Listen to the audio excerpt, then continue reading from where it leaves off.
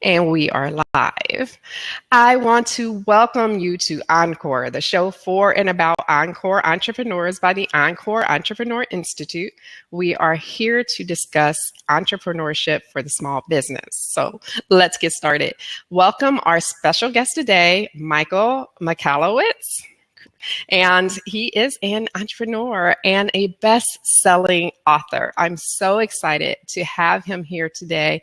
And he is here to talk about making your business profitable. I am going to post his book because he has a book, which I will show you. Here it is here, Profit First. Rock and roll. And I am, Dr. Betty. All right, there you go. I know. I am going to post where you can get his book just in case you're interested. And Michael, how are you today? I'm doing well. Thanks so much for having me on the show. Awesome. I'm so glad you're here. Really, I've been following you for a while through your newsletters, and I just, I think what you're doing is just awesome, and you're helping so many people. Now, your book, I was checking it out. I didn't get a chance to read the whole thing yet. They kind of sent it to me late from Amazon, later than I expected. But you've developed a simple method to ensure business is profitable. Michael, Can you tell me about this Profit First system and how it works? And does it require you to be like a CPA or something to do this? No. And see, that's the whole problem. Most people think they need a CPA to figure out profitability. Most businesses aren't profitable. I'll tell you what brought me to it, and I'll give you the formula. I was reading a statistic by the SBA, and they said that 83% of small business, and they define small business as a company that does $25 million in revenue or less. So like most businesses, I assume yours, definitely mine. Most small businesses, 83% are not profitable. They're surviving check by check, which means if they don't get a deposit in the next few weeks, they don't have money to cover their expenses, their payroll. And if they don't get a deposit the next month, they're on the verge or likely will go out of business. So most businesses are in the survival mode. And what confused me, what confounded me was that you and I and everyone watching, we're smart enough to start a business, attract prospects, deliver our product or service. Like we do all these amazing things, and it's a lot of work, and we get it right. But one little piece, profit, we can't figure out. We never get it right. How can that be? What's wrong with us? And that's what brought me to the Profit First formula. There is nothing wrong with us. There is something fundamentally flawed about the old accounting formula. And what the old formula is, I'm sure you're very familiar with it, is that profit, it comes after sales and expenses. So sales minus expenses results in profit. And we use terms like it's our bottom line or it's the year end. That's how we define profit. But here's the thing. It's not human nature to focus on or care for something that comes last. Like say you're sick and you go to the hospital and you come out of the hospital and you get one more chance at life. You don't say, oh, now I'm going to put my health last. You say, now I'm going to put my health first. So what's important to us, we put first. And when it comes first, we put attention to it and effort into it. So with Profit First, no longer should we put profit last. I'm saying we should put it first. No longer is it sales minus expenses equals profit. Instead, sales minus profit equals expenses. In other words, every time you have a sale, every time a deposit comes in, some form of revenue, I don't care if it's $1 or $10,000 or more or less, whatever the dollar amount is that gets deposited from sales, you immediately take a predetermined percentage, 5, 10, 15, 20%, take a predetermined profit percentage, allocate it toward your profit, meaning transfer it to another bank account, get it out of sight, out of mind, and then run your business off the remainder. If you put profit first, you will find a way to run a very healthy business off of the remaining money. You definitely will, and you'll have a profit at the end of the day. So you have to know how much you need to take off the top for your profit ahead of time. So you have to figure that out. Okay. Predetermined percentage. But here's the funny thing. So people go to me and they're like, I've never been profitable before. Like, I can't take anything because I never have been profitable. We fall victim to this thing called Parkinson's law. And if you understand this core behavioral theorem, you'll understand everything you need to know about money management, and you don't need to have a CPA. You don't need any accounting experience. And here's the basic concept of Parkinson's law. Parkinson's law states that it's human nature to modify our demand for something based upon supply. The more available something is, the more we consume of it. The example is, if I cut a big piece of apple pie for you and give it to you, you will eat more than if I cut a very small slice of apple pie. More apple pie. So we change our use for something based upon how much is available. But my favorite example is toothpaste. Like tonight, after we're done recording this, tonight we're both going to go at a certain point and brush our teeth before we go to bed. If there's a brand new tube of toothpaste, I suspect you, just like me, have the propensity to use more toothpaste. I'll put a long bead of toothpaste on there. I'll start brushing my teeth, or maybe I'll put some water on it first before I brush my teeth, and the toothpaste will fall in the sink. And I'll be like, oh my, that's disgusting. And I'll get out my brand new tube of toothpaste and put it on. It's brand new. I got tons of toothpaste anyway. But if I open my drawer for my toothpaste and I pull it out and it's like an empty tube, the whole game changes. Now I'm like, oh my God, I'll squeeze it. I'll bend it around the corner of my bathroom sink. I'll bite it. I'll do anything to get even one little droplet of toothpaste on one bristle hair. Like now that's adequate to brush my teeth. Right. And God forbid the toothpaste falls in the sink. Now I dive in after it, scoop it out, bacteria and all, and start brushing away. And that's a lesson. If you're laughing at that, you know this. It's a lesson in Parkinson's law.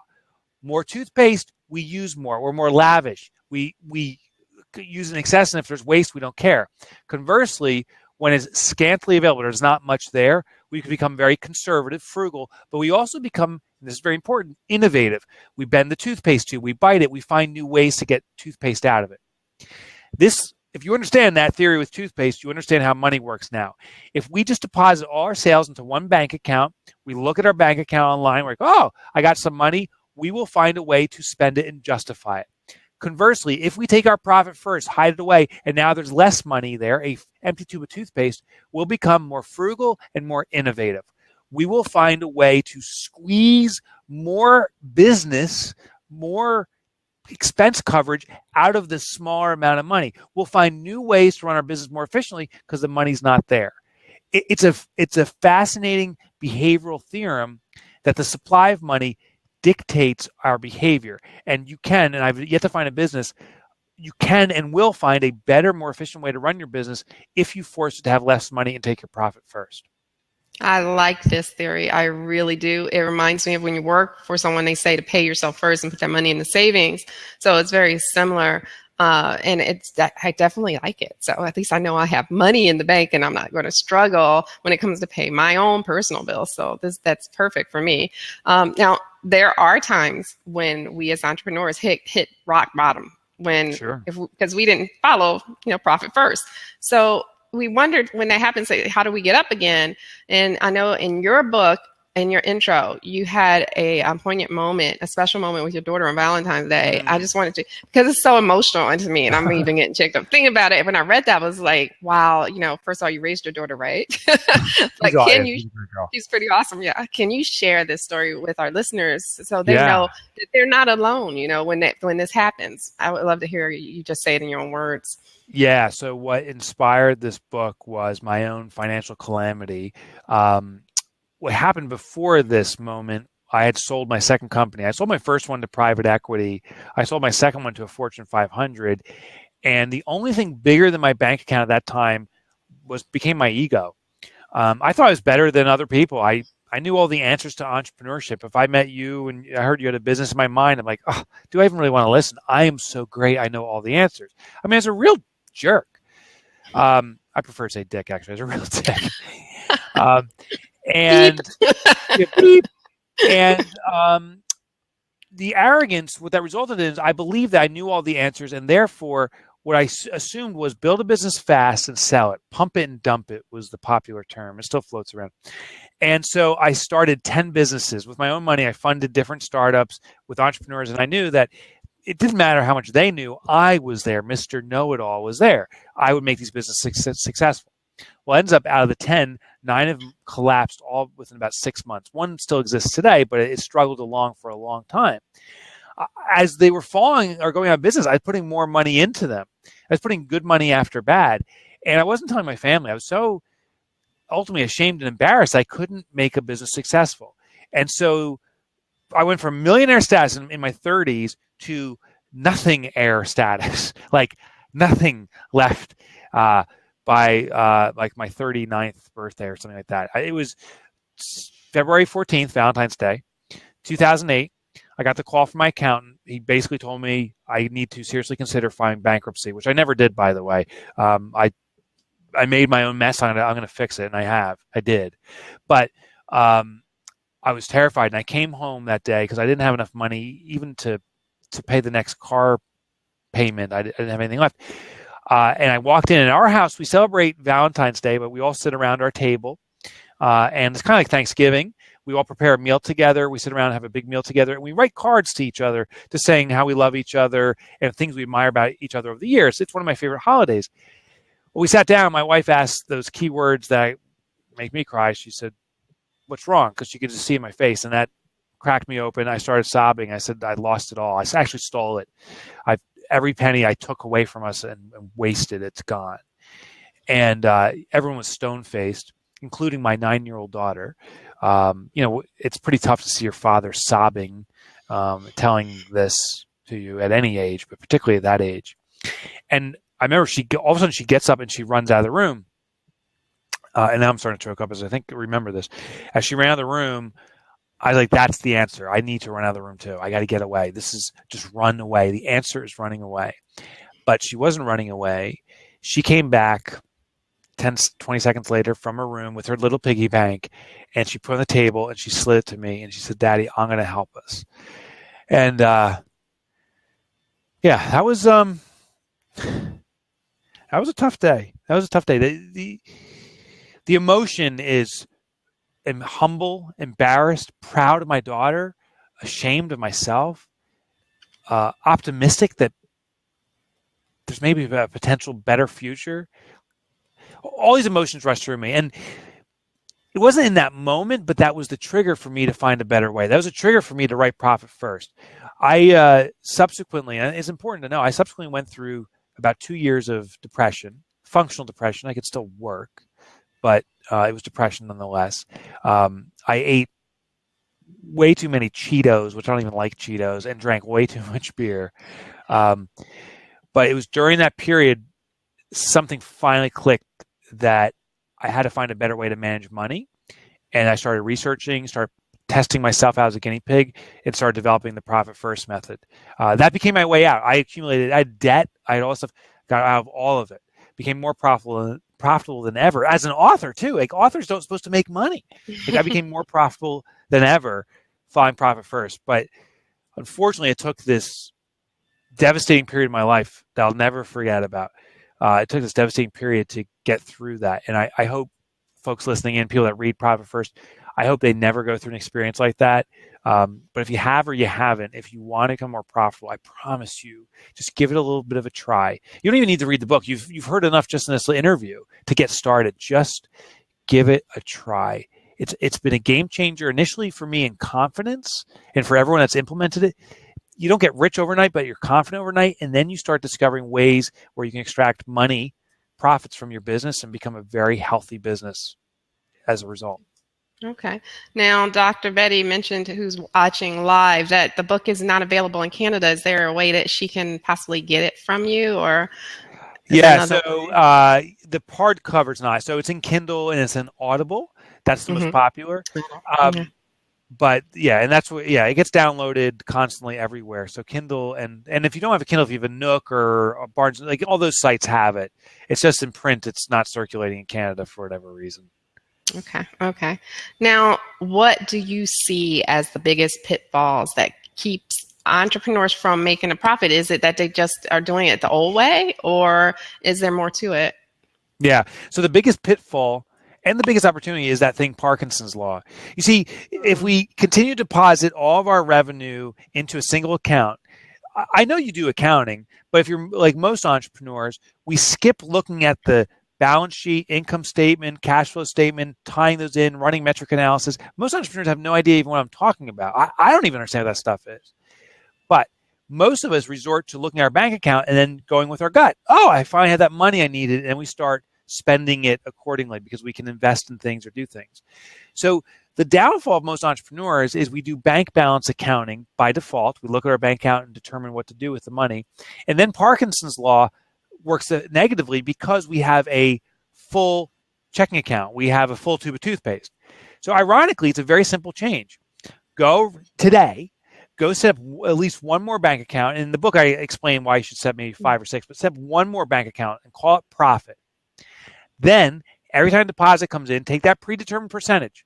Start small until you master this increase. Maybe start only at 5%, maybe start at 4 or 3 or 2 or even 1. Start small and start transferring that money over. Every time a deposit comes in, take $1,000, 5%, that's $50 in there. You'll find a way to run your business off $950, but you'll have allocated $50 toward profit. Keep doing this. That's how you start navigating your way out of it. Over time, you can increase the percentage. Again, like I said earlier, you're not going to get rich quick, but you are going to get confidence quickly. You're going to be able to see that you can make a profit and still run your business as well as you ever have, if not better. And then over time, you increase the percentage, and then you start taking profit distributions. I suggest doing it quarterly, and we're recording this on January 4th. I just took my year-end profit distribution. It was great. And my next profit distribution is coming in March. So there's this constant reward now coming out of my company. Actually, this is one of the things that bought me was my new iWatch. Oh, nice. Yeah. So, and a nice vacation. So start allocating profit. If you're not doing it, that's what's keeping you trapped. If you're just running your business off your bank account, you have 1 or 2 bank accounts and everything goes in there, it's Parkinson's law working against you. You can make it work for you. Okay. Is that what you're talking about in your book when you mentioned taming the beast? Is that part of that? Yeah, that's exactly it. Yeah, I call it the Frankenstein formula. So sales minus expense equals profit is this formula that and tell me if you're in this trap. The formula we get in is what comes first gets attention. Sales and expenses in the old formula. So we sell, and then we look at our expenses. We pay expenses. If there's a little extra money, we make investments. We use nice terms, plow back, reinvest. We use soft terms to say expenses. And then we go, oh my God, I need to sell more to cover my expenses. So we sell. And then we panic and we pay expenses. And we stay in this trap. Then we wait forever till year end, till the end of the year. We just keep putting off and saying, let's see if there's any profit left. And there is none. So we're in this trap of what comes first gets our attention and we're putting expenses first. I'm saying just put profit first. And now expenses come second, they come last, and it forces you to be much more critical of them. Okay.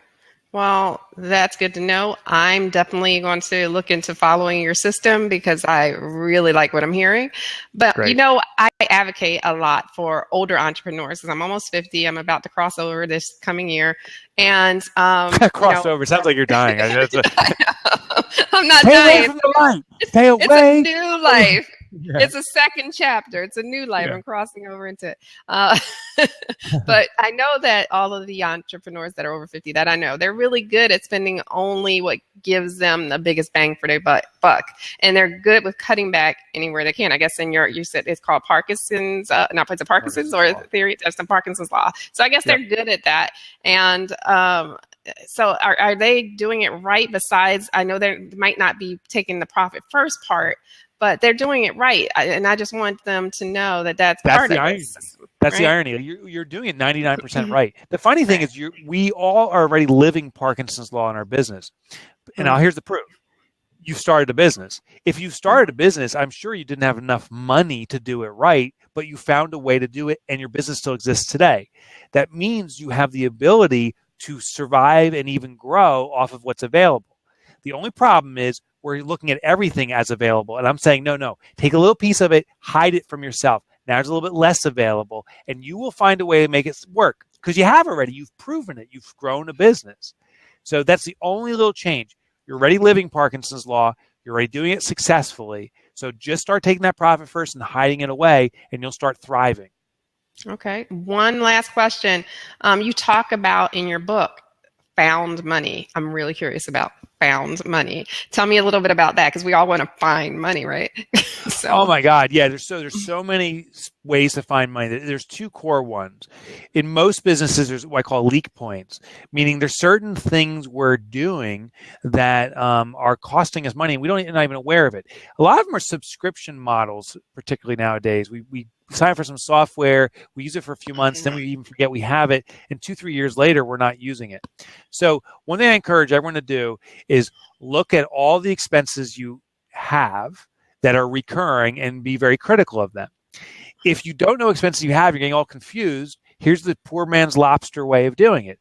Cancel all your credit cards because then none of those recurring bills can happen again. And when they come up for the next billing period, whoever the vendors are, they'll get on the phone and call you and say, hey, the bill didn't clear. What's going on? And at least now you can address one by one. So there's a lot of found money in simply cutting unnecessary expenses that we're not even aware are happening. The second one is in increasing our margins. Most of us, our biggest critic of our pricing is not our clients, but it's ourselves. We say, oh, I really can't. Maybe you charge, say, $100 an hour for something. I can't charge $200. That'd be unfair. I can't do that. And we actually talk ourselves out of it. We never even pitch it to the client. So, and the funny thing is when we do raise our prices, if you've ever done it, the client's like, oh, I'm surprised you didn't do it earlier. You're so good. And they stay with you. So we have to get over that head junk that we have with ourselves not being worth something. And here's a simple system to do it. No longer call it a fee or an investment or a cost or a price. Call it appreciation points. And this is a real simple game you can play, but it'll change your mindset. When you look at something, maybe you're looking at buying something, consider it not dollars, but consider appreciation points. Oh, that item there cost 100 appreciation points, and that one's 300 appreciation points. I'll appreciate it more. And think about when it comes to jewelry. If we were shopping, we saw a piece of jewelry, a nice necklace, but it said, and it's got diamonds and everything, but it said $50 on it, we'll make it a very immediate judgment on it. We'll say, oh, it's got to be cubic zirconia. It's got to be cheapo stuff. I mean, it looks great. It's costume jewelry. I'll buy it, but if it breaks, or I'm not going to get a safe and store it at the bank. I don't care so much about it. Now, if we saw the exact same piece of jewelry, but it didn't say $50, it said $50,000, our appreciation changes totally. It could be the exact same piece, but our mind instantly goes, holy cow, that's the real deal. If I get this, first of all, this is a big time investment. I'm only going to wear it for the most important occasions of my life, and I'm going to put that in a safe, a vault, and guard it with a pit bull. So our appreciation and our commitment to it changes just on the price point. If we have the courage to change our pricing and make it appropriate, increase our pricing, our clients will actually appreciate us more. They'll be more vested in the success of a successful outcome because they're investing more into it. So that's where there's a lot of found money. Simply adjusting our prices, but realizing we are holding ourselves back, not our clients. Oh, I believe in that 100%. I've actually experienced it working with a partner, sort of. I used to do wedding videos, and the partner was a photographer, and we were meeting with a client, and my husband they were negotiating. My husband went to the bathroom, and the guy started lowering his prices while he was in the bathroom. My husband was like, we're not lowering our prices. We got hired. The photographer didn't, because they valued our services more. So I totally believe in that. Now, before we go, just tell me a little bit about your other books so that our viewers will know that they're out there. Yeah, I have them strategically positioned behind me. You can see one of them, Pumpkin Plan, right? Here's this is my first book. It was called The Toilet Paper Entrepreneur. And then Profit First, which we talked about now, and then Pumpkin Plan. They're all available on Amazon. They've been translated. Toilet Paper Entrepreneur has been translated, I think, to 12 languages. Pumpkin Plan to, I think, like 7 or 8 languages. So hopefully you can find them in Canada at least, in French, or whatever. But they're out there circulating around. All my books, everything I do is I target on helping small business, and I challenge the paradigms, the beliefs we have. Profit doesn't come last. It's not the bottom line. That's a total nonsense. It comes first. Pumpkin Plan, I talk about growth strategies and how to grow radically, and it doesn't take money to make money. And Toilet Paper Entrepreneur, I talk about why the lack of resources and the lack of experience is actually your biggest ally. And I have a brand new book coming out too. I'm just finishing up now. That'll be out this summer. I won't tell you what it is yet. Wow. I thought we were getting the scoop on that one. That's great. Yeah. Congratulations. Well, that's great. And tell us your website where people can find out more information about you. Yeah, if you want to learn more about me, it's MikeMichalowicz.com. I know that's a doozy to spell, so I'll give you a shortcut. Just go to Google, type in Mike and then Mick, M-I-C, and you'll see my name pop up there. It's the longest name you can find. Click on that. It'll bring you to my website, and there's tons of free stuff. I used to write for the Wall Street Journal, so I have all these free articles and so forth and other content. But I will promise you this. It will be the most different website you've ever visited. I can promise you that. It is. And I really enjoy going there. When you click on something, your whole Well, I won't give it away. I just love it, though. I think that's really great. Well, thank you, Mike, for coming on Encore, the show for entrepreneurs ages 50 plus. Our next show will be about inventors and inventing scams. So make sure you tune in next Monday. And if you could tweet this out one more time, both Mike and Dr. Betty, who's watching, that will let people know to come in and they can watch the replay as well. So you also will see this on my social media. So thank you again. And we are closing out the show. Take care.